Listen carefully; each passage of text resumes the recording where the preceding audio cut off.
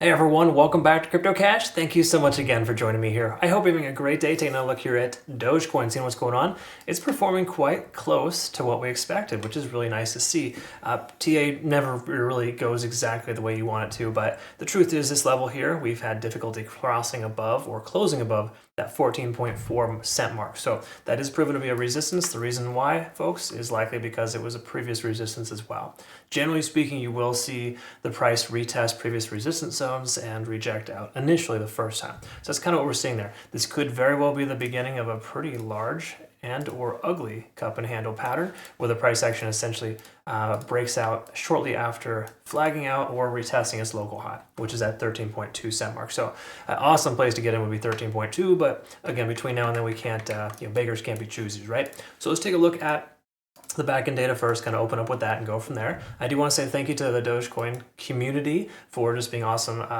At just I think the last video I made, we got quite a few views and we had a lot of thumbs up on it as well. So really appreciate that. Feel free to hit the like button, comment below if you get a chance. Love to hear your thoughts. But what we like to look at first is open up with liquidation data and kind of see where that's at. So we can see this double, almost triple top here on smaller time frames showing that 14.7, 14.8 is that heavy concentration of liquidation, basically, i.e. a resistance zone.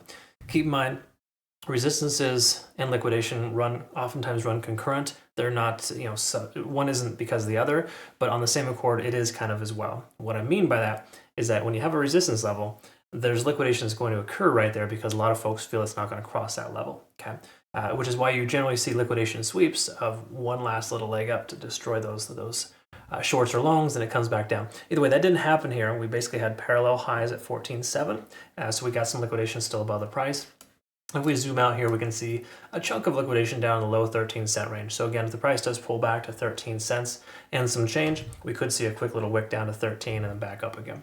That would be a perfect case scenario for me, honestly, to see that level happen because, once again, based on the overall sentiment, we can see 13 cents is a good area of consideration. Having said that, though, the delta was way too high and it's starting to taper off. This is standard, folks. When you see it start to plateau the delta for liquidation longs, it basically implies there's way too many people taking long positions. It doesn't take a rocket scientist to figure out that there is way too many longs in the market here, and that once the price rejected consistently, 12 to 16 hours in a row, the price pulled back. Okay, so this is falling very close to what I'm expecting for the price to happen.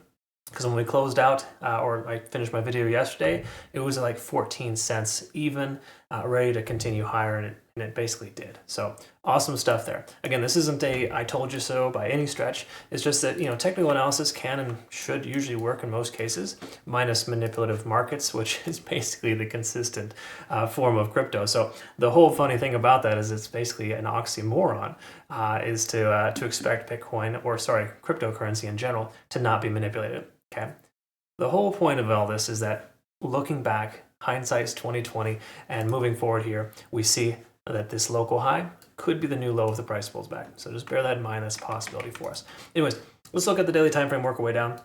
When we last looked off this yesterday, we can see that the 200 SMA was essentially at 13 cents. So again, that kind of reaffirms that support at 13, likelihood of a bounce if the price pulls back to that level. Okay, so we got the 200 SMA hanging out right there at the previous daily candlestick closure. That's a good sign.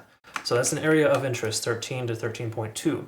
Well, we see that the likelihood is actually fairly slim because this coin has a lot of volume flowing into it. It is not retracing very much at all. I mean, obviously it is, of course, if you think about its highest point, but the truth is, compared to most other coins, it's doing pretty well. Keep in mind, this all comes with a caveat. Almost every single analysis I make on altcoins comes with the exception of the fact that Bitcoin is calling the shots right now. So whilst Dogecoin's doing well contrary to Bitcoin, it's still pulling back when Bitcoin does. And if Bitcoin retraces to 67K or even 66, 65, we'll absolutely see these lower fib levels retested. I'll post a playout chart here updated soon once we have a daily candlestick closure here to reflect the current scenario. I generally like to wait for the daily candlestick to close before I redraw out our fib levels, just based on preferring macro fibs versus smaller time frame fib levels. Okay.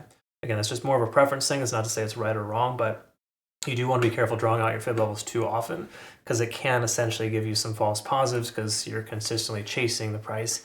Obviously, if you're day trading, it's maybe a different story, but from a macro perspective, swing trading perspective, it makes a lot more sense to go with larger time frame scenarios. Looking at the larger time frame here, this is the daily time frame. Look at how awesome the RSI is. It's up over 70. You do not short into that. It's a terrible idea. I don't care if the price drops down to 13 cents. It's still not a good idea. The main reason why is because we are passing that threshold. We're in this overextended state, and oftentimes crazy things happen when that occurs. Our stochastic RSI is maxed out. We can see money flow index above the RSI, always a good sign, showing we have way more money flowing in than what's viewed as a good value. Even though it's overextended, we have way more money coming in, which implies sustainability. Okay, so again, shorting into that is not really, it's never a good idea, period. You'll find success once in a while, and you'll probably think that that's the way it's supposed to work, but you're going to get destroyed more often than not if you consider trading against the grain here. Take a look at this grain, so to speak. We can see 12.9 to about 12.4 is a fair value gap. Slight possibility we retest 13 cents, we may see a wick down to that level. So just be careful. Manipulation is a very real thing, and that wouldn't be surprising to see that happen. Fair value gaps, folks, they exist because the price moves way too fast without securing profits, and those who are profitable down here, they have a lot of money, which is why the price moved as fast as it did, and they're willing to push the price down with limit orders until it gets to that level and then turn around as if it never happened. Okay, so just be mindful, that's a very real thing. RSI on the 4 hour is coming back down under 70, so we're kind of starting to see this normalization, which is good. Money flow is still above it, which is better, implying that this is probably more sustainable of a drop, and then stochastic pulling back as per usual. MACD is trying to diverge, TSI is high. A lot of reasons not to short into this. The only reason why you might want to consider shorting is if you lose a 20-day SMA, and then we want to have other contributing factors present then too. Okay, so again, at this point, it doesn't seem like a good idea to consider shorting this coin. I mean, there's just no other way around it. So if you're considering a short, just make sure you watch it close. You could still find some success because Bitcoin is on the retrace or on the pullback. I do feel Bitcoin could come to the 67K range this weekend. And if it does, then I think Doge might still continue to progress down to the lower 13 cent range. But until this ascending trend line is broken, there's really no reason to consider a short position. Take a look at the hourly. This will probably reaffirm the fact that we're in pretty good shape with longs. Yes and no. Actually, let me rephrase that here. We're above the cloud, which is great. The conversion line's above the baseline, good momentum. However, the lagging span is starting to get close to the price action. That's generally construed as a take profit target for a long position. So if you are in a long between 11, 12, even 13 cents, you should be securing some profit. Okay. Now again, this is just some friendly advice from one trader to another. I struggled with taking profit for a very long time, and I got really greedy for too long, and there's nothing worse than leaving money on the table, inevitably paying the house because you're in profit, or you're getting too damn greedy because you're paying an ass load of fees on a leverage trade.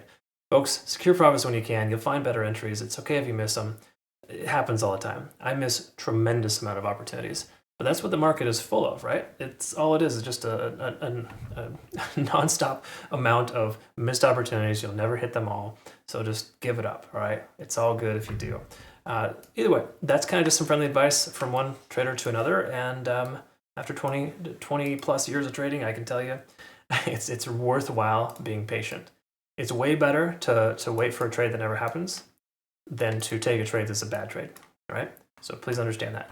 Either way, I'm going to wait for a trade that may never happen. I want to consider a trade in the 13 to 13.2 cent range. So I got an alert somewhere in the 13.4 just to get notified to take another look here.